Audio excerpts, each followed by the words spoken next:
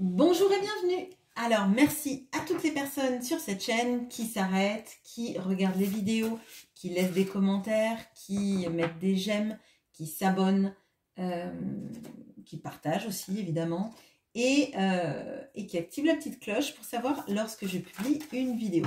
D'une manière générale, je publie 3 fois par semaine, le lundi, le mercredi et le vendredi, sauf exception. Alors aujourd'hui ce sera un tirage sentimental à choix. Vous aurez le choix entre 3 pierres, donc vous aurez dans un premier choix le cœur en œil de tigre, deuxième choix le cœur en lapis lazuli et troisième choix le cœur en olite. On va regarder ce que la personne de votre cœur montre versus ce qu'elle ressent avec différents oracles et différents tarots, et on fera une petite carte de conseil avec les feuilles de thé.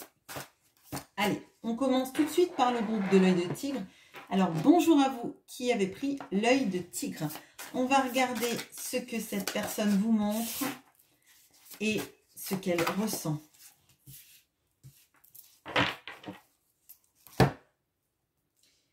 Ce qu'elle vous montre, ce qu'elle ressent. Alors, j'utilise 2 Lenormand différents parce qu'il y en a un qui est très ancré dans la matière, donc dans ce qu'on montre, dans ce qu'on fait, dans ce qu'on capte. Et il y a le Hoping Soul Lenormand, donc ça c'est le Celtic Lenormand, ça c'est le Hoping Soul Lenormand. Le Hoping Soul Lenormand, il est plus lié au rêve, au désir secret, au désir caché, à l'émotionnel. En tout cas, moi c'est comme ça que je le ressens et c'est comme ça que je l'utilise. Ce qu'il vous montre, ce qu'il ressent,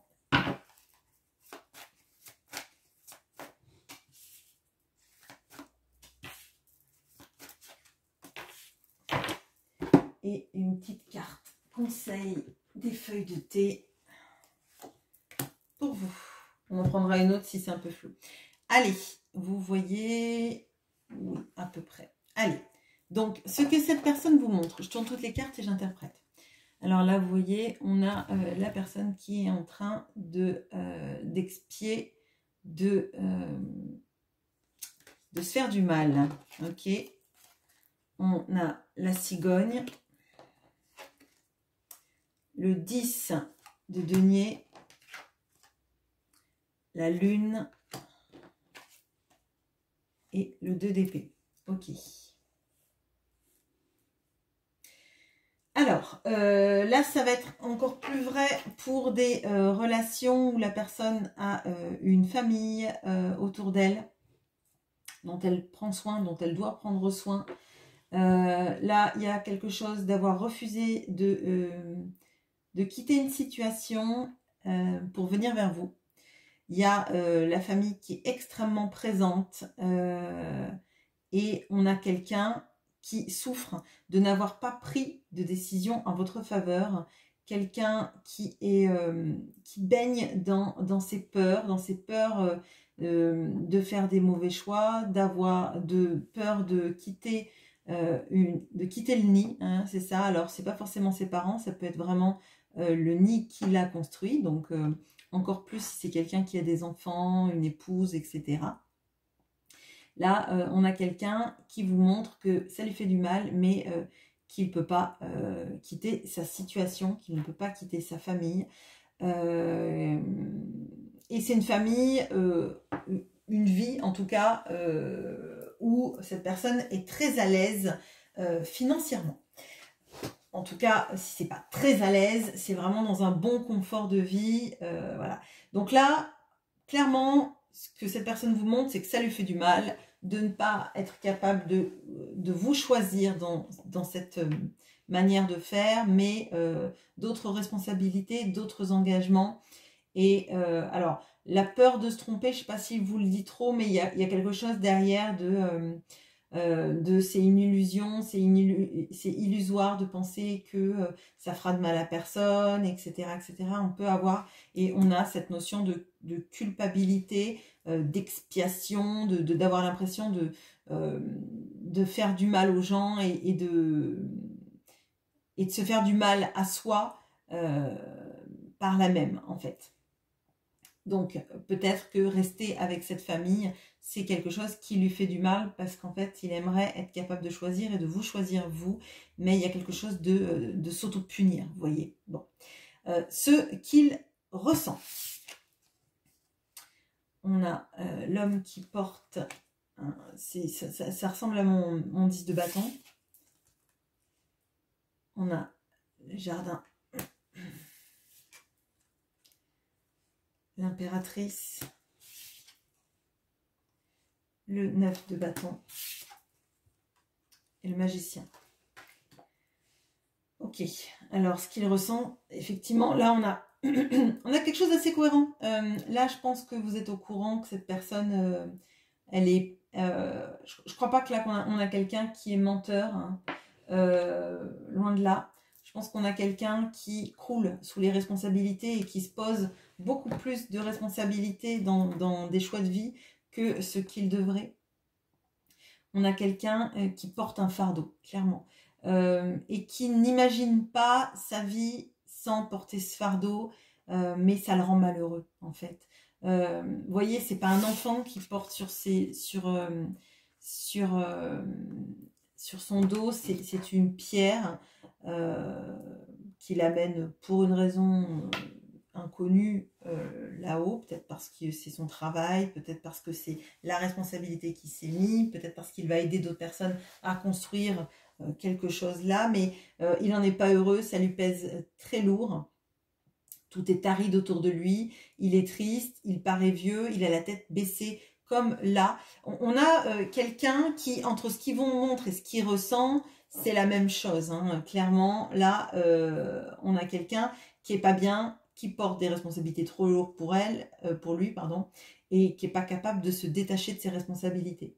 Mais c'est quelqu'un qui aimerait être près de vous, en fait. Être près de vous parce que là, déjà, on a 2 arcanes majeures et on a surtout l'impératrice. Donc, ce qu'il ressent, c'est l'amour porté à cette femme. Alors, on peut penser que c'est Sissi. C'est une femme, et c'est vous que j'apparente, même si vous êtes un homme, hein, c'est la femme de sa vie. La beauté, l'intelligence, la grâce, la sensualité. Il y a quelque chose de même, j'allais dire idyllique, mais il y a quelque chose que vous éveillez chez cette personne qui fait que vous êtes à part, que vous êtes au-dessus des autres. D'ailleurs, c'est comme si il vous dressait un tapis rouge. Bon, bah là, en l'occurrence, il est vert, mais il y a quelque chose sur le fait que vous valez mieux que ce que cette personne vous fait vivre et que dans son cœur, pardon, vous êtes à part, vous êtes l'impératrice de sa vie. Je ne peux pas dire mieux, c'est vraiment ça. Il le ressent et il le sait, et c'est ce qui, je pense, est très douloureux, c'est de ne pas arriver à faire ce choix, mais visiblement, il vous en a parlé. Donc, les enfants passent en premier, les engagements passent en premier, le cœur passe bien derrière, et cette personne, ça la rend malheureuse. Il y a une notion vraiment, alors là, si cette personne a des enfants, c'est absolument ça, et du coup, il ne vous ment pas quand il vous dit qu'il ne peut pas, parce que les enfants, c'est pas qu'on ne peut pas parce qu'il y a les enfants, parce que des couples divorcés, maintenant, il y en a beaucoup, des couples séparés aussi, et des enfants qui vont à la fois chez papa, chez maman, c'est devenu, on va dire, depuis les années 80, enfin peut-être même avant, mais c'est quelque chose qui est très courant, en fait, les familles recomposées, et même si c'est pas forcément facile, si on montre aux enfants qu'on continue de les aimer, qu'on fera tout pour qu'eux, ils se sentent bien, il n'y a pas de sorte de conflit d'intérêt et de loyauté. On a le droit d'être heureux. Et là, cette personne, elle a l'impression que si elle est heureuse avec vous, derrière, ceux qui sont derrière, ceux qui sont laissés pour compte, ce sont les enfants. Alors, si cette personne n'a pas d'enfant en âge de ressentir ça, c'est quand même le poids familial, hein. Il y a un regard familial qui est très compliqué. On a l'impression qu'on laisse les autres de côté. Alors, peut-être qu'il est soutien de famille. Peut-être que cette personne, elle donne de l'argent à sa famille et que, en se mettant avec vous, Elle a peur de plus pouvoir donner assez d'argent à sa famille, elle a peur du jugement de sa famille, etc. etc. Mais c'est vraiment ça. Et là, on a le magicien. Et en fait, moi, ce que je ressens, c'est que cette personne, elle regrette terriblement de ne pas être célibataire au moment où vous pourriez être ensemble pour pouvoir faire cette vie et la vivre pleinement. Donc là, c'est ce qu'elle ressent, c'est de l'amour fou pour vous, mais l'impression que si elle vivait cet amour au grand jour avec vous, elle ne pourrait pas assumer ses responsabilités familiales comme il le faut, et que des gens vont souffrir de... alors, ce que je ressens, c'est le mot égoïsme. Souffrir de son égoïsme, alors ça ne veut pas dire que moi je trouve que c'est égoïste de faire ça, c'est vraiment l'impression que j'ai, que cette personne, elle est dans la responsabilité en sacrifice en fait, le sacrifice à la famille, à ce qu'on a créé, à la manière dont on imagine que les choses doivent se passer par rapport à notre engagement, et qu'on ne peut pas se défaire de ça, sinon tous les autres vont souffrir. Là en l'occurrence, il y a 2 personnes qui souffrent, à mon sens, c'est lui, c'est vous. Le conseil de la feuille de thé. On a la coupe brisée qui nous parle de l'insatisfaction vis-à-vis de la vie. Bon, je vais en retirer une.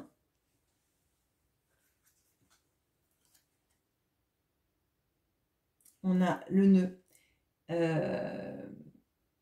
Et ça nous dit que vous êtes complètement capable de surmonter ces choses-là. Alors, moi, j'ai l'impression là qu'on a quelqu'un quand même qui est dans la résignation de sa vie et qui s'enferme dans une vie insatisfaisante en se disant qu'il n'arrivera pas à rendre heureux vous et sa famille en même temps.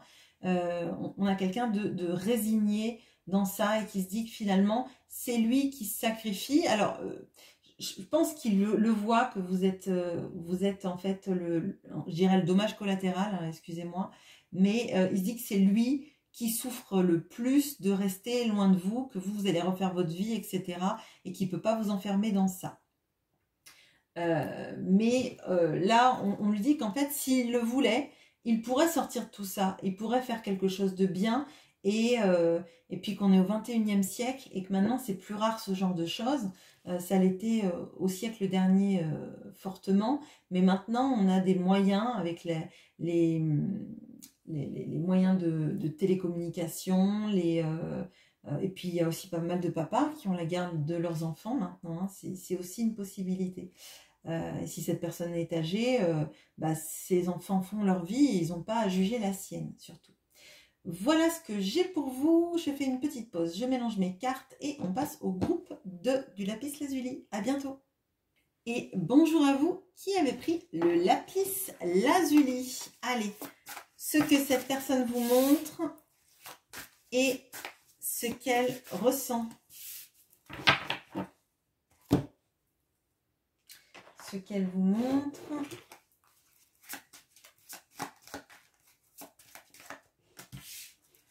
Ce qu'elle ressent.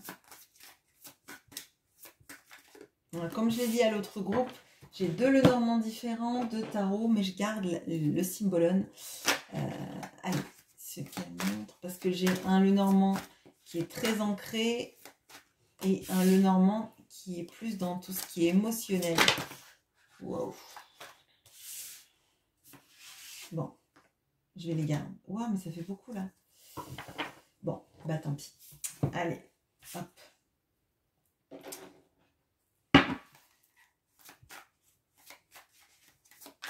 Et ce qu'elle ressent. Ok, bon. On va en savoir plein de choses sur ce qu'elle vous montre, mais bon, ça, je pense que vous le savez. Allez, on a le Symbolone, mes ongles, avec les différents visages de la femme. Donc, on a la mère,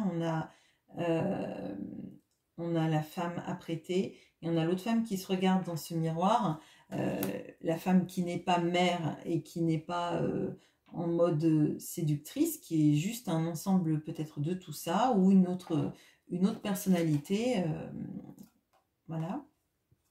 On a le livre. On a le roi de denier. On a le pendu et le 2 de bâton.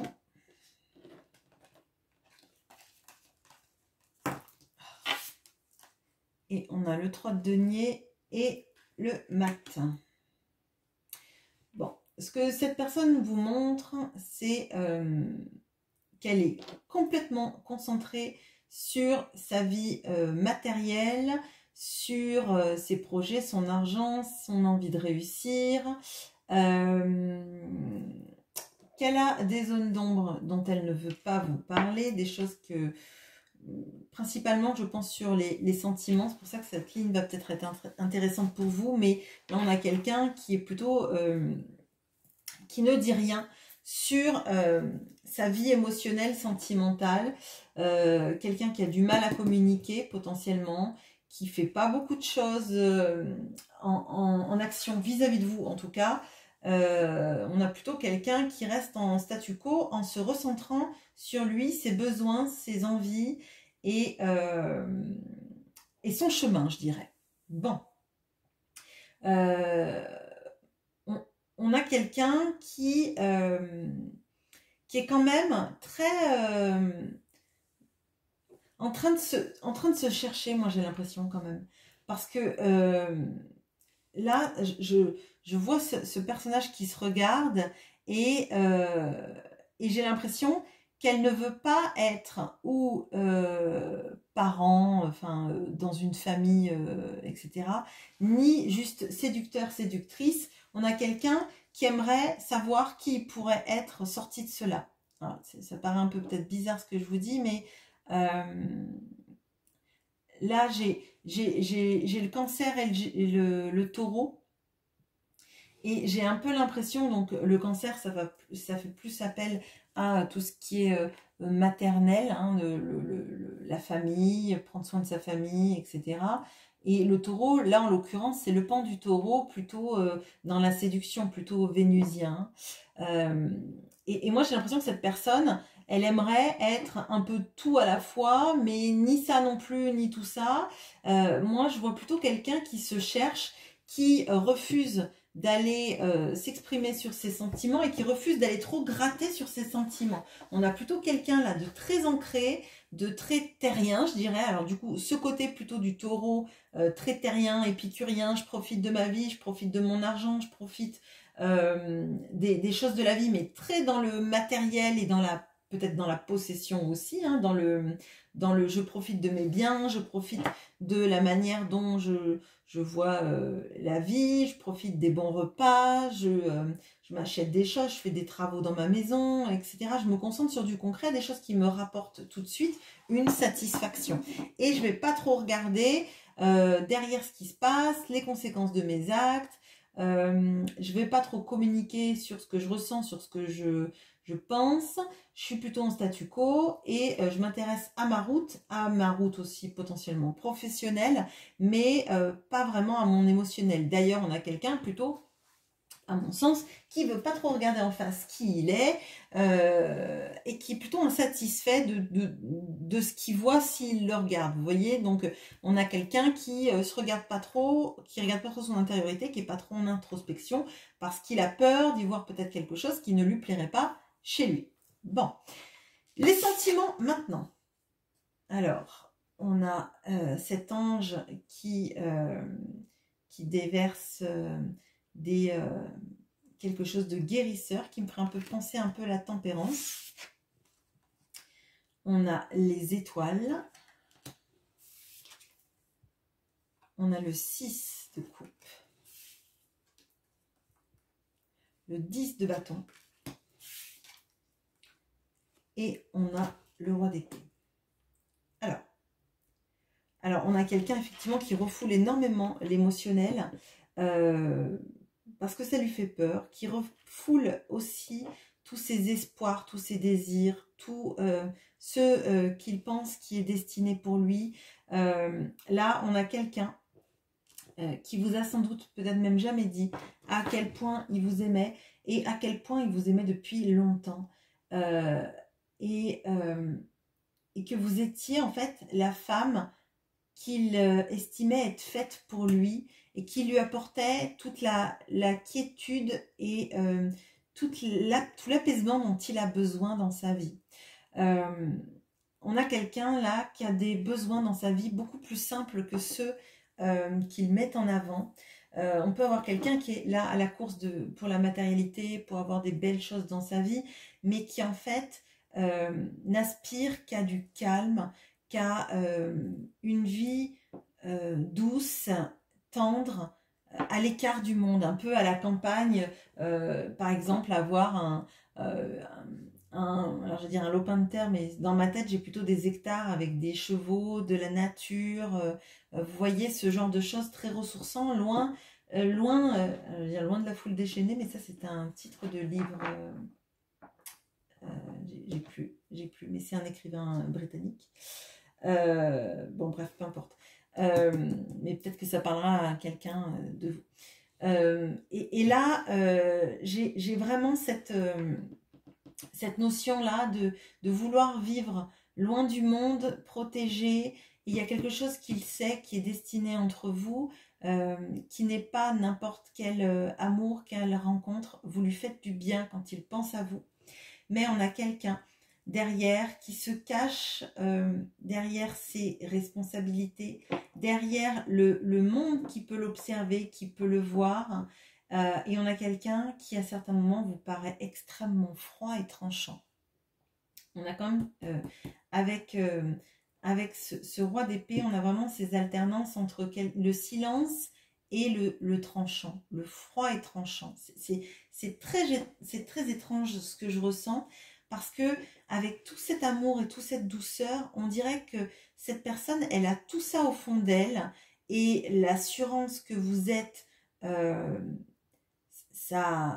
seule coupe d'amour à laquelle il a envie de boire. C'est comme ça que je le ressens, mais qui vous bat froid et qui met en place une sorte de silence dans lequel vous avez l'impression que cette personne est le dernier des mufles, de ne pas vous répondre, de ne pas vous parler, de vous dire qu'il est très occupé sans arrêt, qu'il n'a pas le temps, ou carrément pas vous répondre, ou carrément faire du silence radio, ou les seules fois où vous communiquez, pouvoir être blessant et tranchant.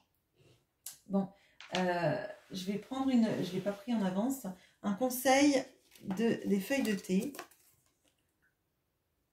On aura le dragon qui nous parle de se méfier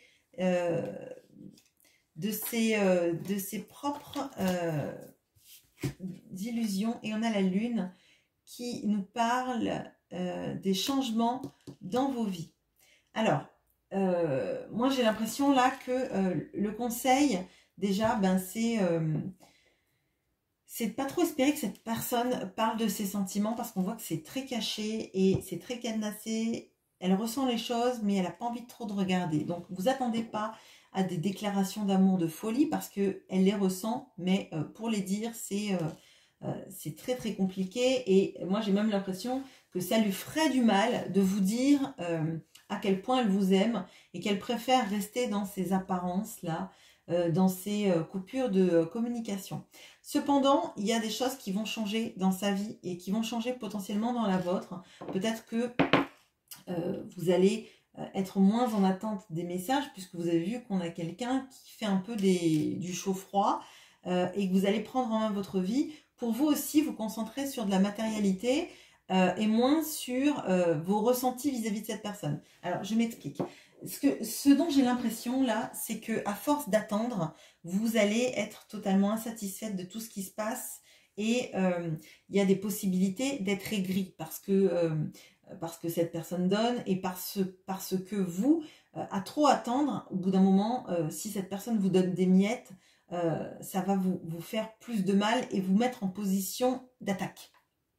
À mon sens, là, il faut à tout prix que vous centriez sur votre matérialité, sur les choses qui vont vous aider à avoir des dérivatifs dans votre vie, pour que lorsque cette personne viendra, déjà vous aurez plein de choses à lui raconter, si vous avez envie de parler avec elle, bien évidemment, Et surtout, vous ne serez pas en mode « Ah, je t'ai tellement attendu, ben non, moi aussi je pouvais communiquer, mais finalement je ne l'ai pas fait parce que j'ai pas eu le temps. » C'est pas quelque chose, c'est pas un processus égotique à mettre en place, c'est juste qu'en fait, à un moment donné, cette personne ne se gêne pas, on le voit, hein, pour remplir sa vie. Pourquoi est-ce que vous ne rempliriez votre vie que d'elle? Il faut que vous remplissiez votre vie de plein de choses qui vous font du bien et qui vous donnent matière à vous réjouir de votre vie, en fait. Pas être en stand-by de quelqu'un qui vous place en 14e position de sa liste. Voilà ce que j'ai pour vous. J'espère que ce tirage vous aura parlé. Je fais une petite pause et on passe à Lolite. À bientôt. Et bonjour à vous qui avez pris Lolite. Allez, on regarde ce que cette personne vous montre.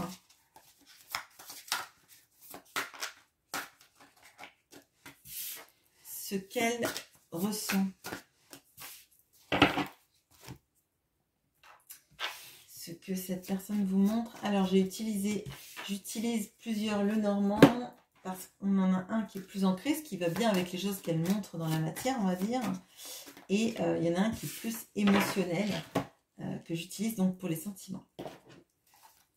Allez, ce qu'elle vous montre.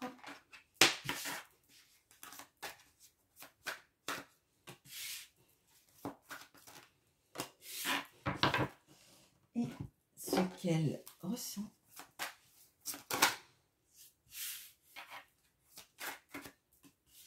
Ok, et un conseil de feuille de thé. J'en prendrai un autre si nécessaire. Allez, ce qu'elle vous montre, on a l'acteur ou le roi, enfin le roi acteur qui répète son rôle. Et on a Mercure, là, juste là, Mercure qui est en rétrograde actuellement quand je tourne cette vidéo. Alors, on a les oiseaux, on a le 9 de bâton, le 10 de bâton et le 4 de coupe. Ok. Bon, alors là, on a quelqu'un face à vous qui vous montre que il joue le meilleur rôle de sa vie. Un rôle dans lequel tout le monde croit qu'il est un roi alors que c'est un acteur qui joue un roi. C'est quelqu'un qui fait croire dans sa vie que tout va bien, qu'il fait les bons choix, qu'il connaît son texte par cœur et que tout le monde n'y voit que du feu. C'est vraiment ce que je ressens.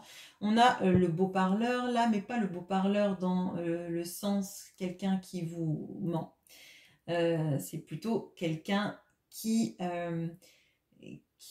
sait en fait mener les gens là où il veut aller. Donc on peut avoir par exemple, alors c'est archétypal, désolé, mais vous voyez le commercial, la personne qui sait parler, qui sait embarquer des gens comme il le veut. Bon, là c'est très étonnant parce que en fait moi, j'ai l'impression qu'on a quelqu'un qui en fait beaucoup. Beaucoup pour être admiré, beaucoup pour qu'on le écoute, qu'on le regarde. Hein, quelqu'un qui a besoin beaucoup d'être au centre de l'attention, qui a besoin qu'on l'écoute, qui a besoin d'être un point focal d'attention. Hein. Alors, vraiment, je ressens ça très fort et je ressens beaucoup le signe de feu, là, en l'occurrence. Pas forcément parce qu'il y a le lion, hein, parce que c'est pas forcément un lion d'ailleurs, ça pourrait être un bélier ou un sagittaire, mais on a quelqu'un qui a besoin que les gens soient attirés par lui. Et d'ailleurs, ça doit être quelqu'un de charismatique, je pense. Là, on a vraiment ça. On a quelqu'un, mais qui en fait trop.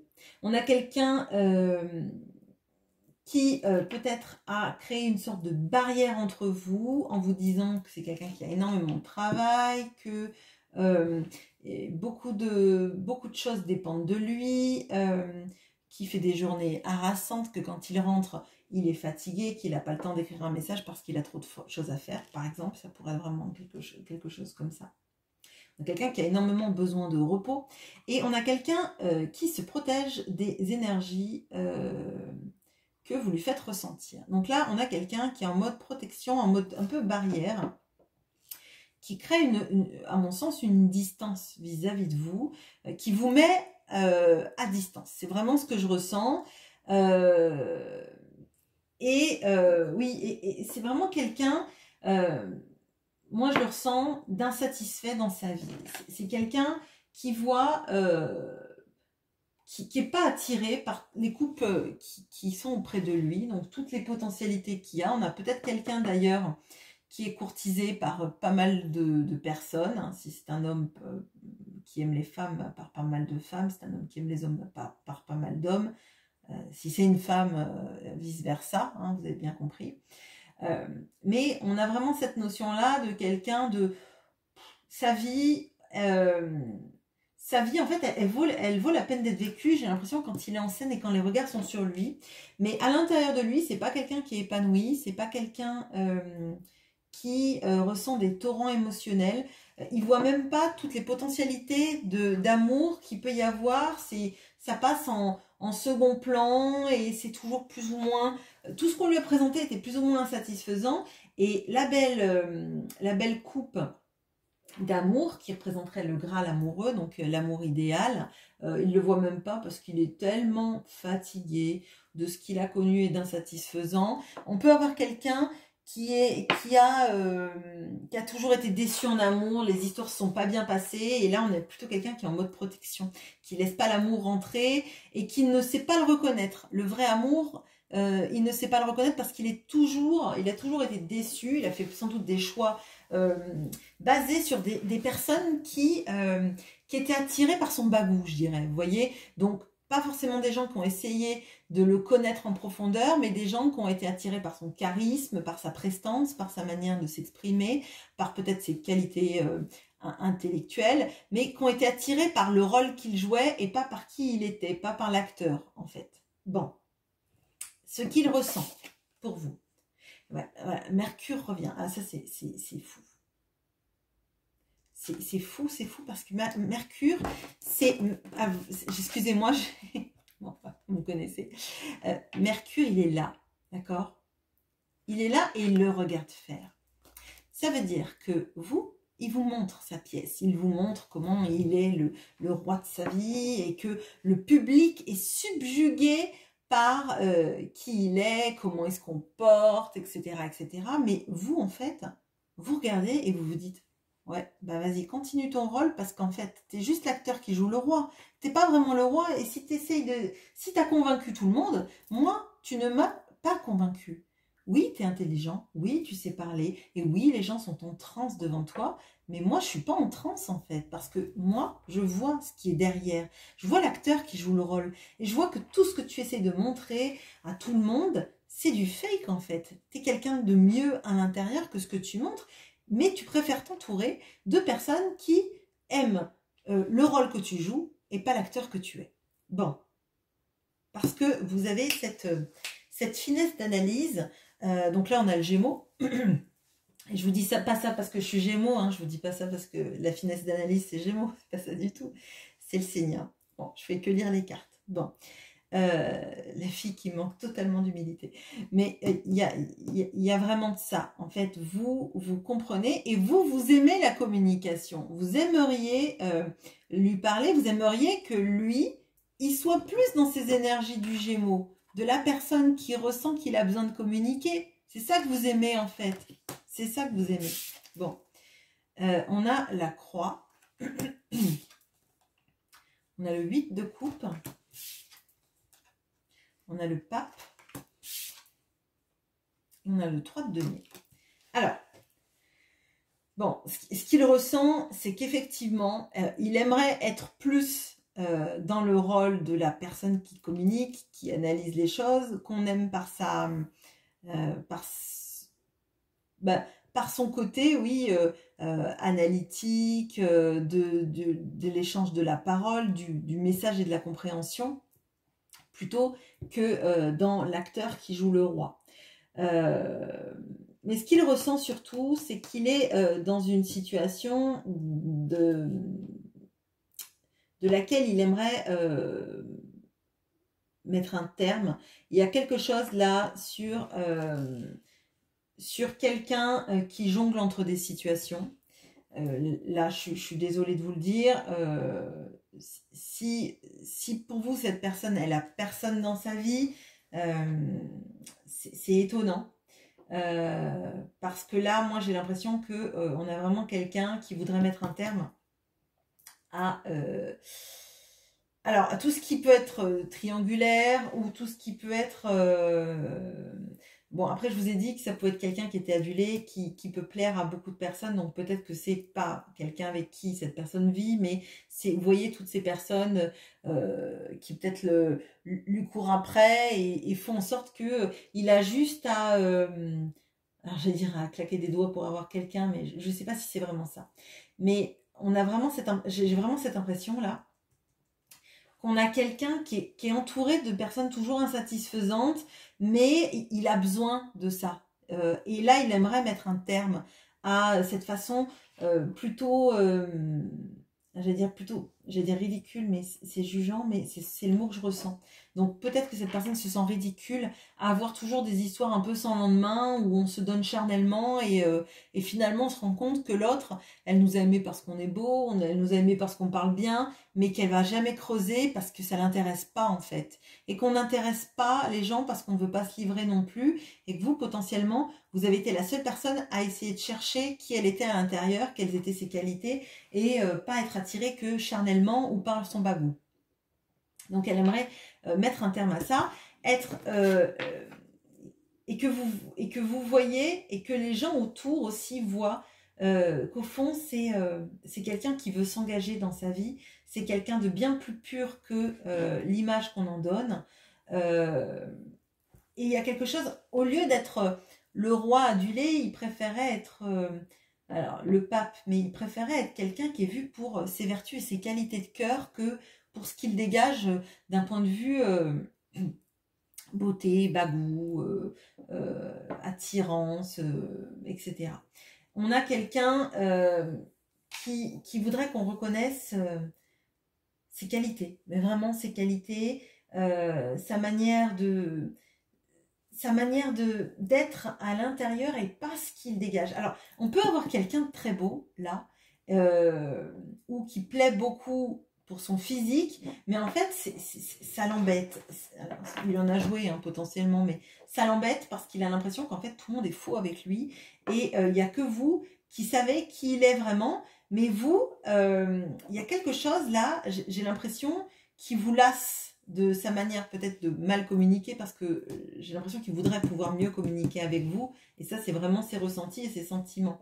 Moi j'ai l'impression que c'est un tour de force maintenant d'essayer de rattraper tout ce qui a été gâché entre vous, et de vous montrer qu'en fait il aimerait être plus le messager, le communicant, la personne intelligente et analytique que ce roi qui n'est aimé que parce qu'il manifeste vis-à-vis des autres.